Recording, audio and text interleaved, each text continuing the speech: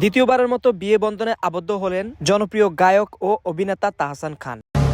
আলো আলো আমি কখনো খুঁজে পাবো না। জনপ্রিয় মেকওভার আর্টিস্ট রোজা খানের সঙ্গে তার বিয়ে বন্ধনে আবদ্ধ হন। শনিবার সকাল থেকে বিভিন্ন গণমাধ্যমে তাদের বিয়ের ছবি ভাইরাল হন। কেউ না জানুক আমি তো জানি আমি তোমার। তাতে নেটিজেনরা এই দম্পতিকে ভালোবাসা এবং শুভেচ্ছা জানাতে থাকেন। এক নেটিজেনের মন্তব্য, চাঁদের আলো খুঁজে পেয়েছেন তাহসান খান। There was a time, একটা সময় ছিল প্রেমে পড়েছিলাম, একটা গান লিখেছিলাম।